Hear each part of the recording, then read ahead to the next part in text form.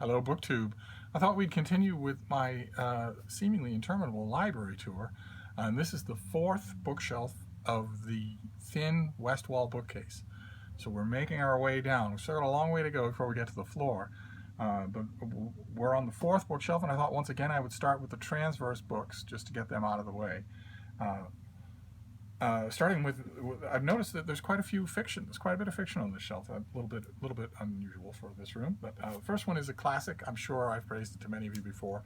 It's The Last of the Wine by Mary Renault. Her novel about the Peloponnesian War and about two lovers in the Peloponnesian War, and it's beautifully done. Just beautifully done. It's the story of their meeting and their relationship. And if you blink, you'll miss it. The inauguration of the physical element of their relationship, and it's done so wonderfully and adultly. I don't. It's a very early novel of hers, but I don't think she ever exceeded it in terms of just intelligence. I love it. And the next one is something we've seen on this channel before. It's this reprint of The Wild Swans at Coolie. It's a facsimile edition of the original, and with the artwork and the layout and the typeface and all, and that's important because Yeats cared about that. He had a heavy hand on the whole of it, so it's not just an affectation. And the next one I think we saw on this channel as well. This is an anthology called A Book of Ireland, edited by the great writer Frank O'Connor. It's got black and white photos and bits and pieces of his favorite local location-specific verses and excerpts and whatnot. I love it. I thumb through it all the time, so I thought it belonged in this room. And then the last of the transverse books is an art book. It's something I think I found at the Brattle years ago, or maybe I got it at the Atheneum. This is the Boston Atheneum collection, pre-20th century painting and sculpture that you can find in the Boston Atheneum, which is a private lending library here in Boston that I have been a member of for a very long time. And it's I don't know if this actually has any establishing pictures. It probably doesn't. No, it doesn't. It just reprints the artwork. But the Atheneum has to be seen to be believed. You walk in and notice right away that it's not the library of a museum. It's a library that is a museum, and vice versa. So it's a very, very refreshing place to spend some time. And then we move on to the normal books themselves, starting also with, I think, another book that we've seen on this channel, which shows, the prevalence of that shows that there is traffic in this room. When I find a keeper, I bring it in here and I demote something else. And this is this thing. It's this Wyeth illustrated The Legends of Charlemagne from Thomas Bullfinch's mythology. That I love Bullfinch's mythology. It's one of my favorite myth volumes. And when I saw this, I like the Age of Fable, the Legends of Charlemagne, that sort of thing. I like its parts separate if I can find them. I have a beautiful one-volume paperback of just the whole thing. But when I saw this, I had to have it. And the next one is also one of my favorite Greek myth retelling volumes. And I have it in this room thanks to you, thanks to one of you. It's Roger Lancel and Green's Heroes of Greece and Troy, which I mentioned on this channel was a book that I deeply loved. I love Roger Lancel and Green. All the books that he did are fantastic. And the Heroes of Greece and Troy is the myths of Greece on the fall of Troy. And those are two volumes now that you can get. I think they're both in print from Puffin Classics. But the one volume, the Heroes of Greece and Troy, isn't in print anymore, and one of you found it and sent it to me, which is I don't have words for it, so I'm just going to move on. The next one is also something we've seen on this channel before. As soon as I saw it, as soon as I made my way through it, I realized it was an absolute towering masterpiece and that it had to be in here. And that's this, The Complete Old English Poems by Craig Williamson, who does everything in the volume, and it's absolutely magnificent. It costs a king's ransom, so I don't imagine that it sold much, but I hope in the back of my mind that the powers that be in the publishing world, having noticed what an absolutely landmark volume this is, set about snapping it up for some reprint house. What I wouldn't give 2 years from now to see a 1,000-page Penguin Classic of this volume. it deserves to be, it deserves to be everywhere. So then the next one, we go from an enormous 1,000-page thing to a tiny little thing. This is Thomas Paine's The Rights of Man by Christopher Hitchens, his meditation on pain and the rights of man, that has some very good turns of phrase in it. I'm a big fan of Thomas Paine, and I'm a big fan of Christopher. I was a big fan of Christopher Hitchens when he had his working hat on. It didn't happen often. Most of his, those of you who are fans of his will know, most of his books are shorter than this. And there's a real good reason for that he denied, and his wife denied, and his publishers and friends denied it. Graydon Carter denies it still, but the proof is in the pudding. The reason why his books are dashed off pamphlets like this is because of alcohol. I realize that's tilting at a sacred cow online, but nevertheless, we'll just move on. I don't have to stress it, but I know what I'm talking about.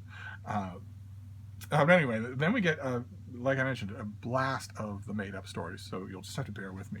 The first one is Hannibal by Thomas Harris.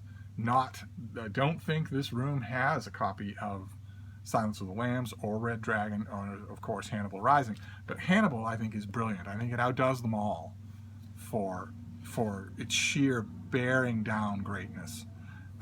So I had to have it in here, because I was noticing how often I find it and reread chunks of it or the whole thing, so I had to have it in here. The same thing is true with this one. This is Jim Goldman's Myself as Witness. It's a big historical novel of his about King John that's told from the point of view of Gerald of Wales. Gerald of Wales will not be familiar to most of you. I brought him up on this channel once or twice, and God knows I've written more about him than anybody who's alive today. And he is a very unlikely choice, but a brilliant choice for the narrative focal point of this book, which is basically a Nixon novel. It's basically about what a horrible, degenerate, wretched king King John was. And his name may be familiar to some of you who watch this channel because he is the playwright who wrote The Lion in Winter, which I love and which I know by heart. And then the next book would have been a sentimental favorite of mine anyway, for personal reasons, but it turned out to be a fantastic book, and that's Body and Soul by Frank Conroy, the author of Stop Time, of the great memoir Stop Time. This is not a memoir. This is a novel about a child piano prodigy named Claude and his life and times, and it's brilliant, absolutely brilliant. And it took forever to get written. It was planned and blocked out and pitched and paid for 2 or 3 times, and then it was not delivered, and then it was botched, or then it was rewritten, and the reason for that was alcohol. I realized that there's a strong sub-body on BookTube of people who love the idea that if you're a writer, you get sloshingly drunk all the time, and I'm here to tell you, great works of literature get written in spite of that, not because of it. Let's move on. I don't think I'll be lecturing on that point at any other point in this shelf. The next 2 things, I just remembered the other day that this is Pride Month. I had completely forgotten that, but and these 2 things fit that perfectly, but that's not why they're here. They're 2 novels by Mark Kendrick, Into This World We're Thrown and Desert Sons, which deal with, it's a novel and its sequel about 2 young boys who are in love and the vicissitudes that they face. And these books were written in the late 90s, I think. They were written right before, 2002. Okay, so the early 2000s. They were, I think, self-published, and they were written right before the gay literature, modern contemporary gay literature, gained a kind of chic that made it all of a sudden not a dark horse to pitch to a mainstream publisher. So I got these at a great old gay bookstore in Boston called Glad Day, which no longer exists.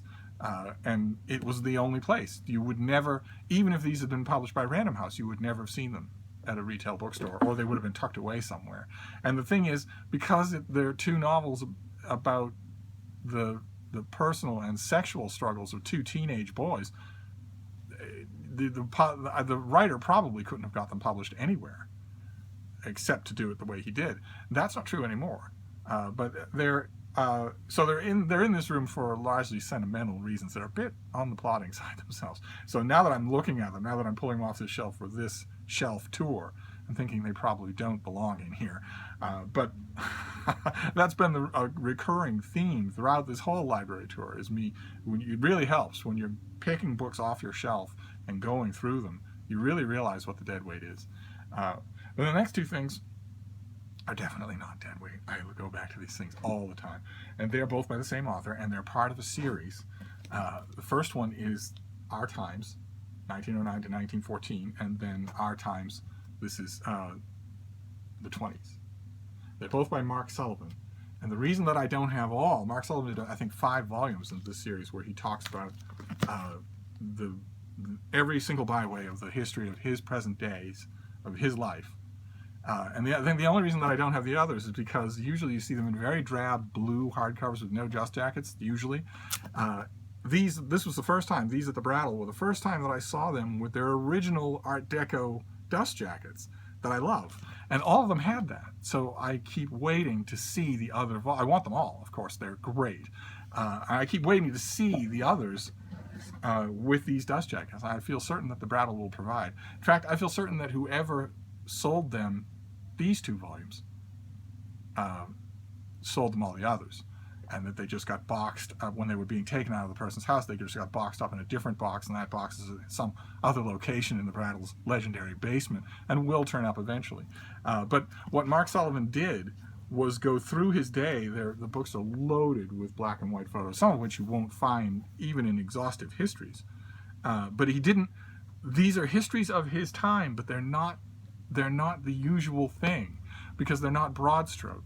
Instead, he goes through the brands of China that people were buying. He goes whole chapters devoted to the songs that were popular and the shows on Broadway that were touring in the sticks. And he of course spares time for the major social events and for the presidents that came and went in his day. But even there, the focus is not normal. It's on little things, the little things that were actually on people's minds, as opposed to the big step back, broader picture that historians tend to do. So I love them, and they are also invaluable for period research if you're writing historical fiction, or even if you're checking an author when you're reviewing a work of history. It's great to have something like Mark Sullivan. He wasn't the only one. There were a bunch of other people doing sort of snapshot books like this, but his are by far the best. And there you have it. That is actually the end of this shelf. So that is bookshelf number 4 of the thin west wall bookcase. And next time we'll move on. We'll move the whole camera down one and go on to the next one. And until then, I'll see you soon. Thank you, BookTube.